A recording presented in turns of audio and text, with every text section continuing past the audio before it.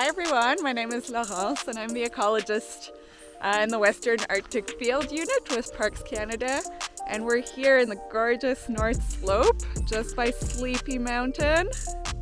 We're doing our first sampling site, so today we're sampling vegetation.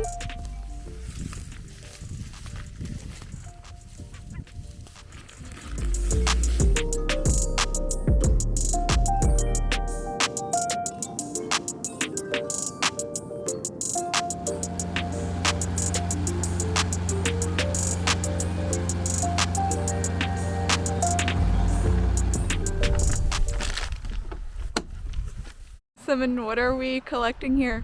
So right now we're gonna go onto the ground and collect some cotton grass heads. They look like this.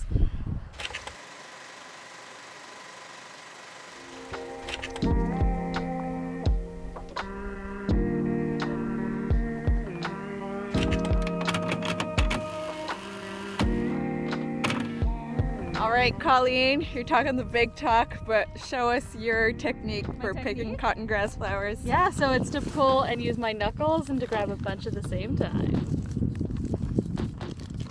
Awesome. Amazing. Very impressive. Thank you.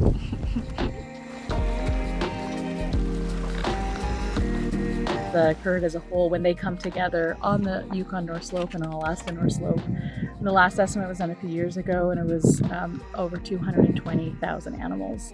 Caribou are so important to people in the local area. They're important culturally. They're also really important for the ecosystem itself by moving nutrients around, because they move such large areas where they're picking up different plants and then pooping them in different areas.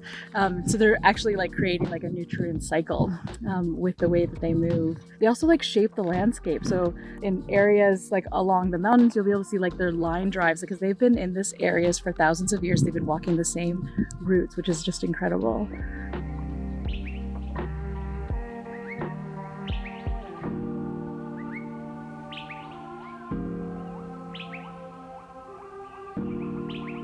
We're at our first site this morning, another gorgeous day to be outside.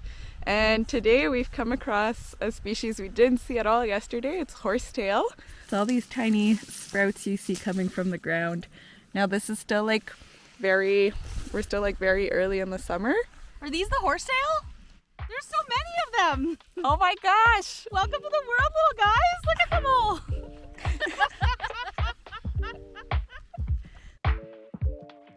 Colleen, what are those flowers called?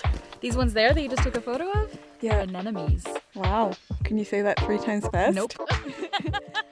Anemone, anemone, anemone. Anemone, anemone, anemone. Anemone! We have a winner!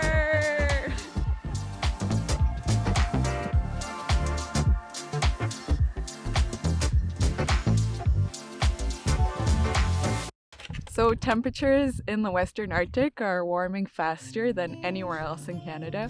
And a big question we have is how climate change will affect caribou. And one of the ways is through plants and vegetation. So climate change and increasing temperatures has led to a lot more shrubs popping up in the Arctic. And it can also lead to a different timing of when plants green up. So plants can become green maybe earlier in the year than they normally do. And so we're really curious to find out how that's affecting caribou. So a lot of the work we're doing here will help us figure that out.